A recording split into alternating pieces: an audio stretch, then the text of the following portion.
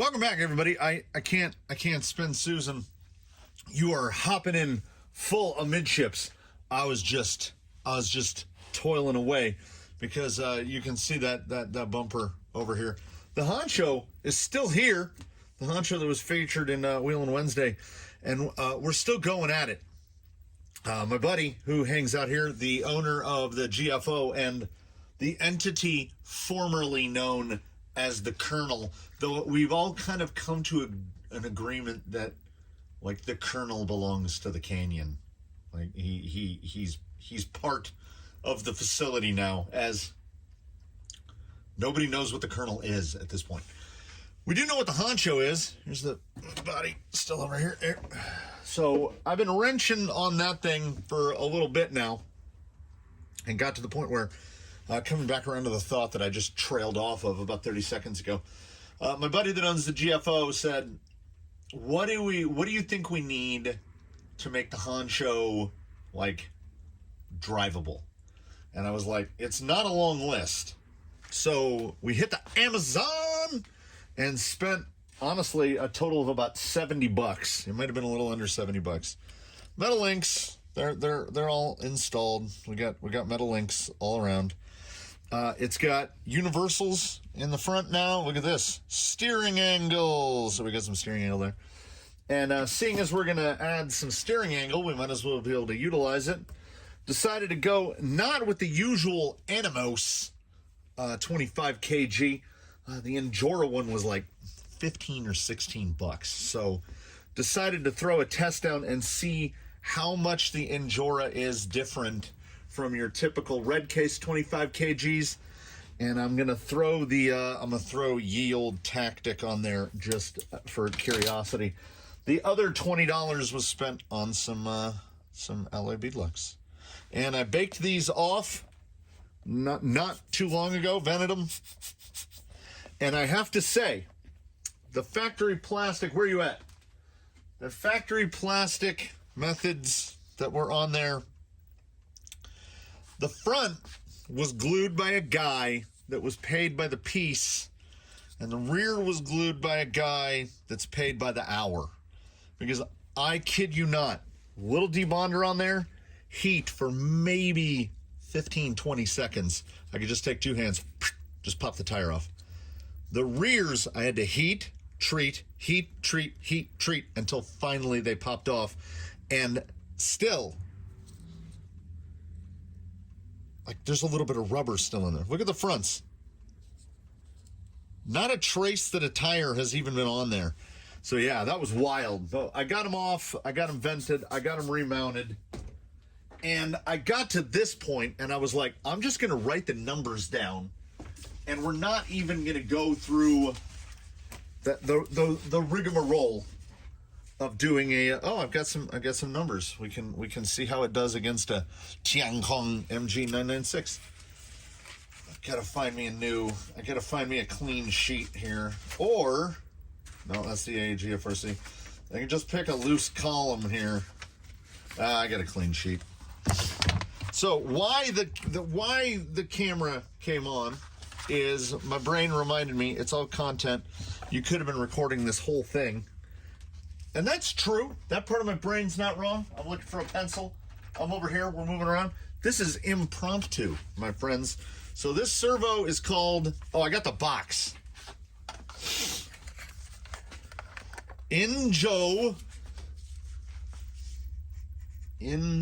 We're just going to call it Injora 25 kg. Direct power, no.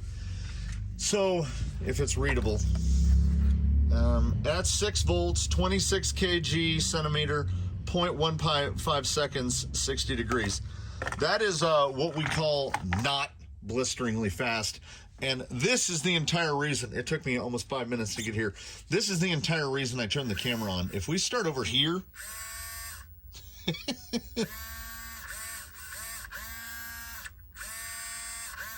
It might be the slowest servo I've ever seen.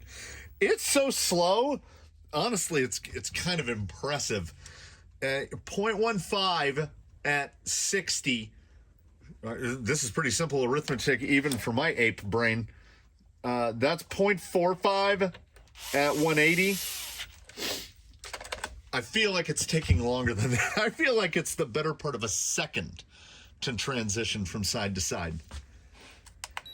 So I am very curious as to see what this thing's going to pull. It is at 6 volts, and we're only going to test this thing at 6 volts because it's running off our old pal there. He's just out of frame. Yeah, Dynamite!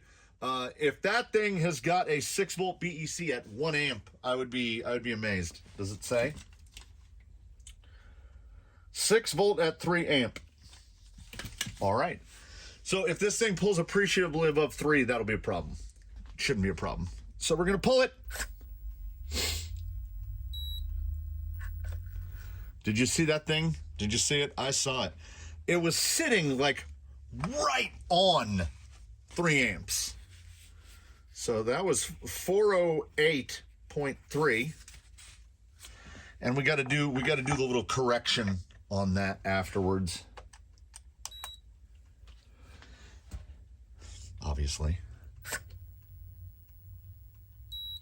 Again, just it was like 3 amps straight across. 423.7. I mean, these are not terrible numbers. Especially for like, well, I want to say the red case pulled a little harder and pulled a little faster.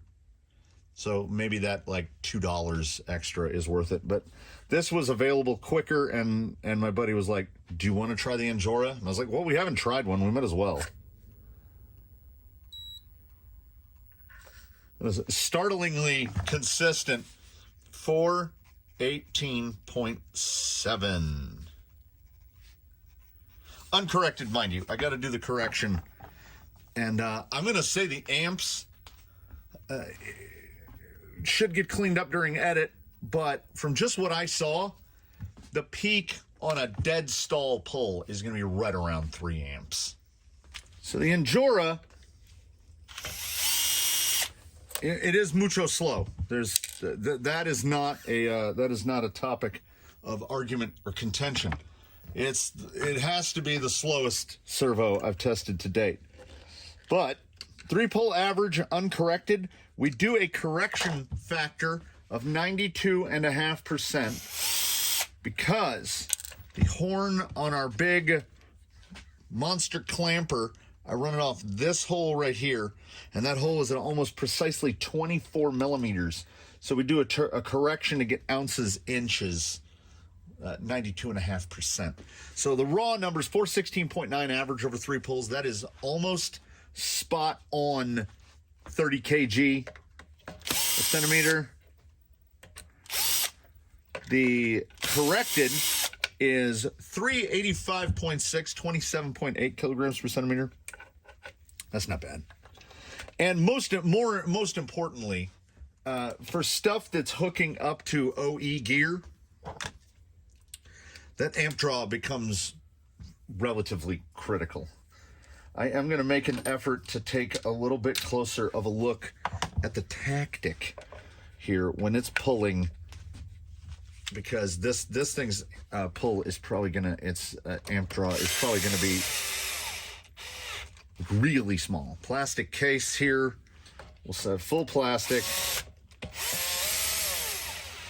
We'll see what kind of flex we're getting out of it. Again, same thing, 6 volts. We only go to 6 volts. It's definitely quicker. I can tell you that.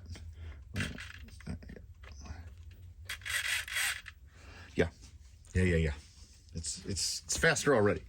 But have we, in going to the Angora, have we moved laterally? Or are we actually going to get some more torque out of it? Oh, there's something I didn't do on the Angora, and I can tell it's here. Oh, this thing is...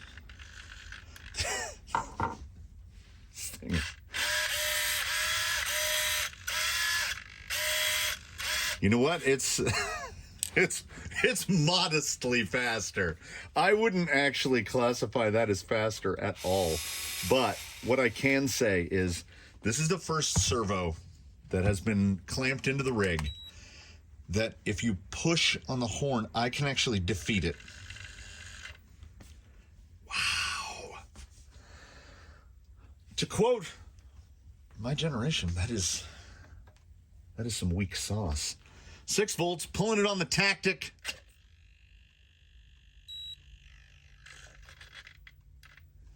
We got a dead stall at 275, and you know what? I don't believe it. What is this thing called? The TSX45. We're building a database here. 274.5. Oh, there's a correction on that. It's going to drop under 250.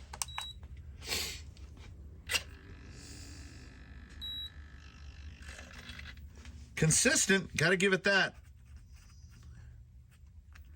But I don't know. Even being fed unlimited amps, which is essentially what this thing does, because it goes up to 10. Yeah, about 2 amp. Just peaked a hair over 2 amps. 286.1 on the third. That is, of course, raw number. Corrected numbers for the big boy Tactic here. 260 ounces inch. And I honestly, I think that's probably optimistic. This is the Canyon equivalent of a laboratory environment.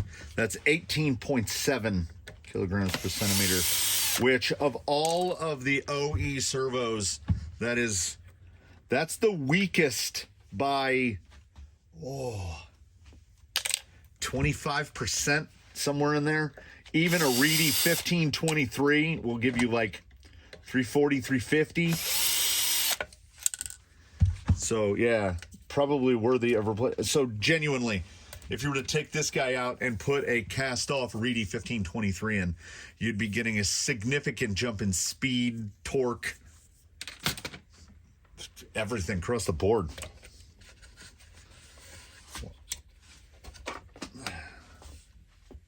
It stays on for a while. Like there's a big capacitor stepping that up in there. So the Tactic is no more. The Injora, like I say, I've said this before with regard to servos, which is this. What you're paying for when you're buying a servo is in like build quality is up here at this end, because you can get a servo of questionable build quality for next to nothing. I want to say this was $15.99. I would honestly spend the extra $2 and get the Animos. Get a red case, because it's going to give you more. It's certainly faster. It's going to give you more torque. 385 is not horrible, but I want to say the red case is like high 500s. Where's my sheet? Well, I cannot for the life of me find the spec sheet for the regular. I can only find the sheet for the Pro, and the numbers on the Pro are ridiculous, including the average amp draws. The numbers are ridiculous compared to what these guys put out, but I'd spend the extra $2, folks. No need to buy the Injora INJO 25-270. I guess the 270 is range of throw. It's slow. That's proper slow. We're gonna see how it feels in here. You're not gonna have a lot of repositionability, and I'm not gonna bother to record this for posterity, putting this thing in, because as it turns out, there's a little trough that runs down. You can see it right there. There's the entrance. The servo wire and the wire for the lights in the front run through that little trough. So to get them around and hooked into the receiver, you have to take the side skirt off to get to it. The side skirt and the receiver box are one piece. They are molded together. It's not affixed. It's just one thing. Oh, it's more of a hassle than I would have hoped for. But I'm going to get this thing back together. I'm going to get the steering centered. And you know what we're going to do? We're going to put this thing together with all of its with its $70 worth of parts. And we're going to see if I like it more. And I'm going to drive it on 2S. I'm going to drive it on 2S, much as I don't want to. So In the interim, I'm gonna put this guy on the charger and check the voltage in there because I did use it a little bit. Let me get this servo mounted up and centered. You know, all the fun stuff. Get the horn hooked back up. Get the wheels mounted, and then we'll talk again. In my own defense, I have to say this didn't even go as far off the rails as these sort of RTR spa days goes. You know, it didn't cost me anything except some time. We've definitely got some throw, and it works. You get that universal surge, but had to go to a clamping horn and had to grind the tip of it down because it would hit the chassis rail right there. The old G4P, so far as I can tell, maybe there's a secret to it, but I don't see any sort of control over dual rate. I mean, not dual rate, EPA. I also, in the set, so this was like a $15 set of links from Amazon. I didn't use either. They only actually came with one link extra, and I don't think, because it was bent, I don't think it was supposed to be a steering or a panhard. So these are some old 4mm turnbuckles, so I could get it dialed in. The factory panhard actually had the axle was swung a little bit to the passenger side. But most notably, and I laud this because I do appreciate this kind of attention to detail, on this particular vehicle, the drag link and the panhard bar are the exact same length. The factory plastics are 95mm. These are both about 93mm because when one adjusts, the other adjusts. We have no bump steer. What we do is we have a tiny bit of trim. I can never tell. There it is. There it is.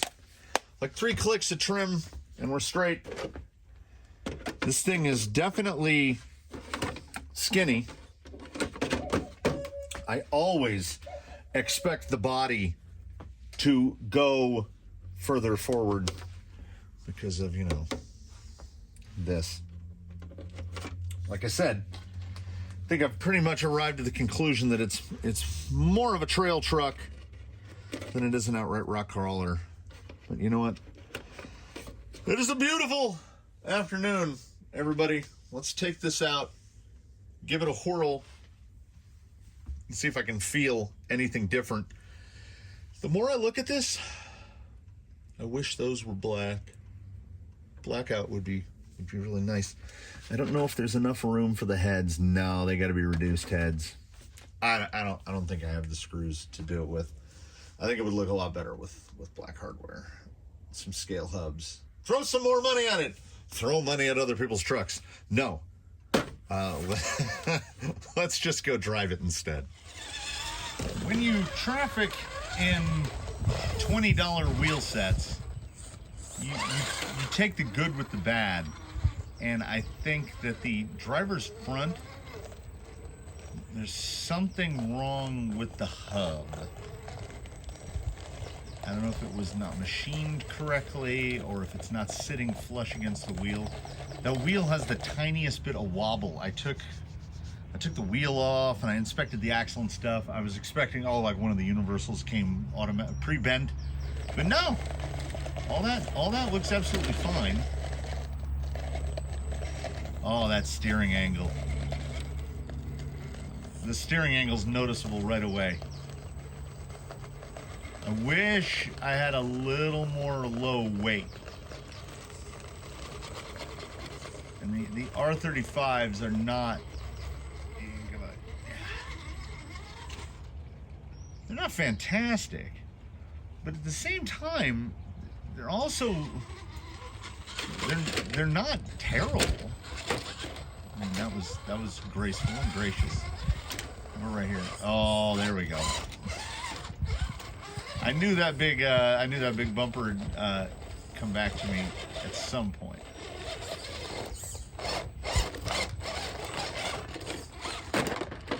I don't think there's any angle I can attack that to actually get lined up for it. And still, with those super soft foams, they feel super firm on this thing. It's so light. I don't have a foam light enough to put in there. the Dinamite is not unexpectedly a little on-off switchy, and not quite. And then, of course, no control over punch or reverse. But these are things that can be overlooked early on, as the rest of the rig needs more work. So you can't get to the point of like, oh, I wish I had more control here, control there. As far as I'm concerned, the worst part about the Dinamite is the pulse width, the high tone tinnitus replicating pulse width modulation when you first tip in.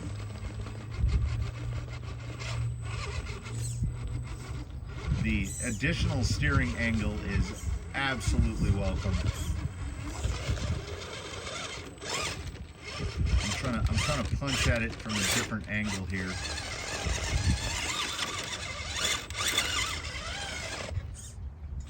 Yeah, the tires just like,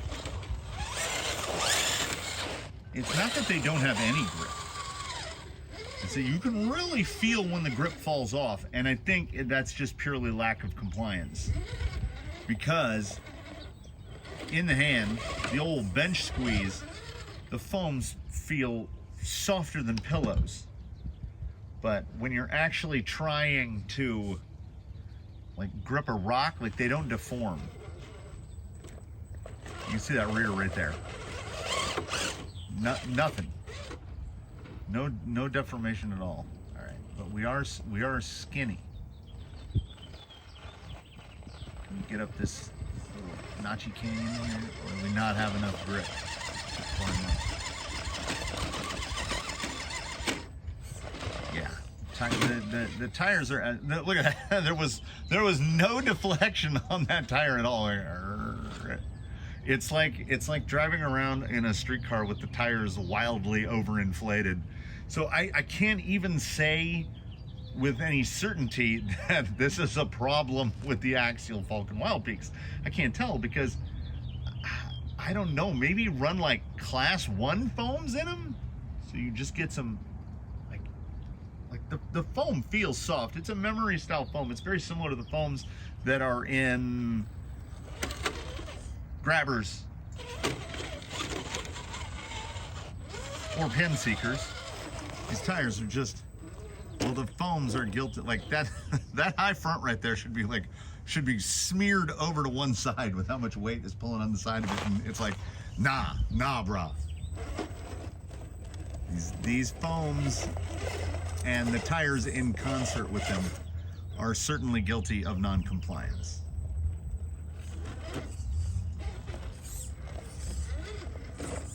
How do they do on side? Pretty good at sideways driving though. Little snake hips there.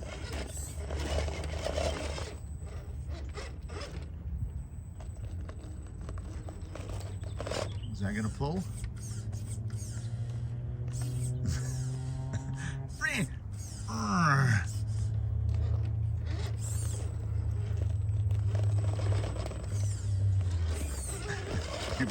You've gotta, it's like turning a boat.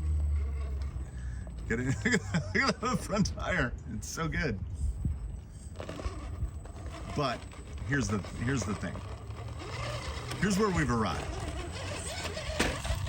Oh, come on. Yeah. Utter lack of tire compliance aside, there's no, I mean, come on. Look at the rear right there. Nothing. Look at the front. How is it moving? It's just, there's no squish. These are axial air ups. But what I was coming around to say is I'm having a good time. So oh, look at that contact, look at that droop in the rear. Oh, look at that suspension action. It's so much better. It's a lot better. Now, if we can just get rid of that front bumper, that's not my place. It's not my truck. Because I will make functional improvements without being asked. I will make quality of what I consider to be quality of life improvements. But cosmetics, that is up to the person that owns it and wheels it on a daily basis. Just too much. It's almost a rock crawler. You could in the right light, you could mistake it as one. There's no way that's pulling over. Did we just look at, you know, I'm coming around. I'm coming around on the Injora. It's kind of scale, you know? Like, it's not so slow that it's inhibiting your ability to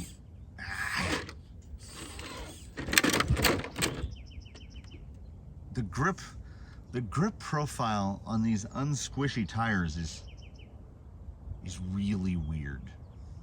I can't figure it out. And it takes next to no finger pressure to deflect these, but like right there, breaking up the front, you can see the sun is lighting up that driver front. Nothing.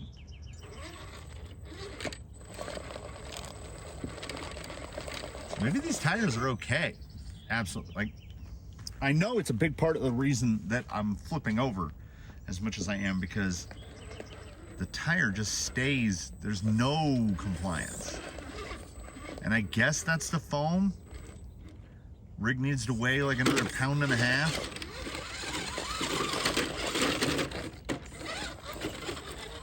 pounds. There's no conceivable way. All right, one more. There's no conceivable way I make it up this, because I need the rears to squish out so that the front can break over. We'll try it the other side, but I think big bumper. All right, we got big bumper over. Okay, that is not the direction I thought it was gonna fall. Get out, get out, get out, come on. Come on, come on. You just gotta bouncer it.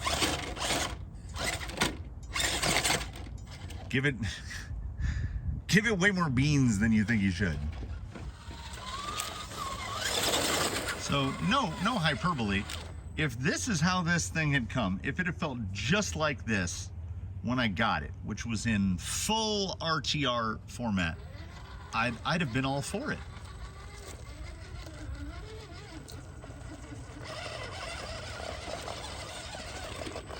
It has not taken anything beyond the typical amount of RTR upgrading to get it to where it is now. And I would still at this point say that, like, the Dinamite is fine. The weakness, I don't think it's the tires. I think it's the foams. And try to belly walk it. Look at that steer angle. Oh, so good.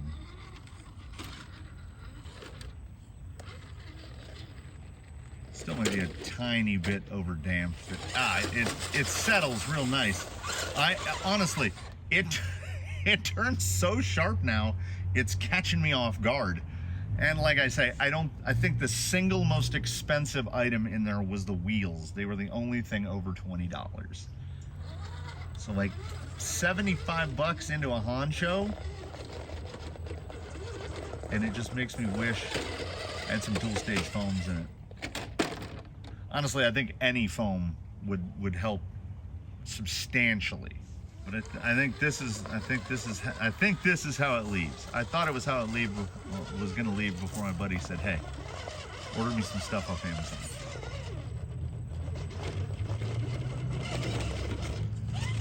It's fun. Like, it's not a Capra or something, right? You're not just going to go out and demolish lines. But you do get a rewarding feeling from clearing most any line. It doesn't have to be something remarkably difficult. Oh, I've got the yawns. We're a good ways into the day here. Had no intention of working on this, no intention of filming this, and then Amazon showed up. Like, like let me exemplify. Let me give you an example here. The difference that the universals make. A turning circle is like 3 feet.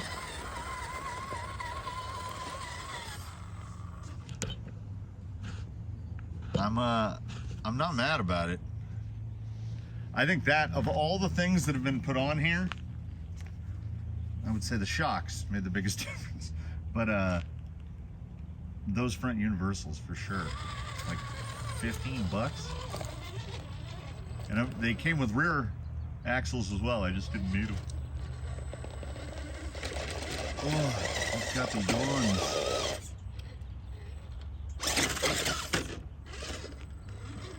Yeah, it's just so light. Look at that. Look at that rear. No. Come on. Hey. I don't think it's the tire. I think that tire just needs foams. Really. I think he'd be good. Because the tire the tire will do it. The tire will clamber up. Look at right here. I'm not mad about it. Those foams are just like RC 4-wheel drive stocks, man. Let's call it a day. Let's call it an episode. I've got the contagious yawns right now. I've been going all day. It's early afternoon now. I started at about 7:30 or so. Just been coursework and working on rigs, heating, baking off tires. And Amazon came, and then this happened. Trying to the side hill here. Ah! You can't self-right this thing on 2S. It doesn't have enough wheel speed. So when it flips over, you have to walk over to it. That kind of brings my high down a little. Oh, why am I so tired? Oh, right, the aging. So, thanks for watching, everybody. This has been nice. I'm not mad. I'm not mad at the Honcho. The Honcho has certainly improved to a degree that I definitely consider it a friendly wheel. It's not. I don't go, oh no, I gotta drive that thing. It's nice. It needs foams desperately. Needs foams and a 3S battery. I would say foams and a 3S battery and it's done. I would say foams, a 3S battery, and maybe some weights. Some like, what would we have to run on here? Because the C-hubs are integrated. Wheels and tires are pretty light. Maybe some of those, like, those brass hub weights. Knuckles would be too expensive. I would probably say the brass hub weights, they're really cheap. Brass hub weights. Maybe some Amazon dual stages. And a couple 3S batteries.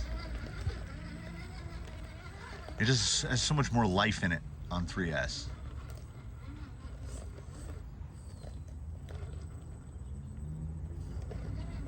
But it's not a bad time.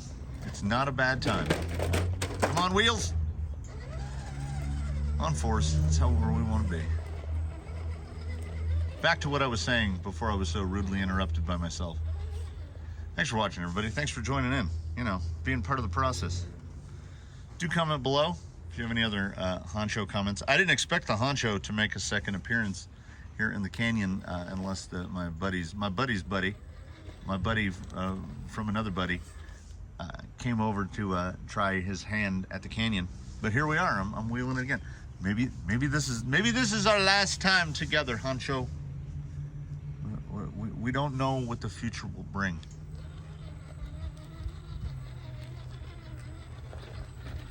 I gotta drive something else though, because I'm starting to feel like the FlySky G4P isn't as terrible as I know that it is. That's genuinely worrisome. So me and the Honcho, we're gonna go back inside and clean up the mess that me and the Honcho made. Oh yeah, should you be interested, I'll have the affiliate links below. Should you be interested in the link kit, which I think was great. It went together well and everything, and the plastics feel all right. Not the best. What do you want for $15? I did have to use an M4 tap and tap them out for the rods because the plastic is like so hard that I couldn't just hog a rod end into it. And with them all being high clearance, it made it doubly hard. So just a warning. I actually got a tire to fold a little. A warning to the 3 people in the universe that might be interested. So do, as I mentioned, leave a comment, leave a like if you liked it, subscribe if you haven't, channel memberships, etc., all that stuff. Whatever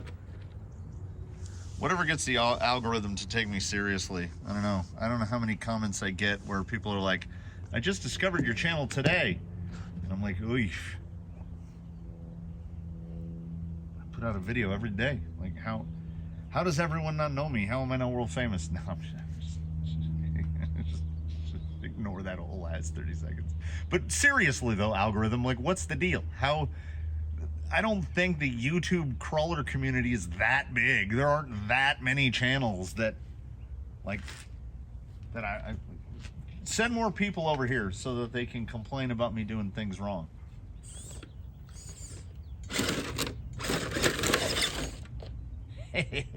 We're ending on that. In the meantime, between now and when we see you again, do your best to have a good one, everybody, and tune in for whatever wackiness comes next. We're gonna drive out of frame. I'm gonna try to orchestrate this just right. Oh, smooth.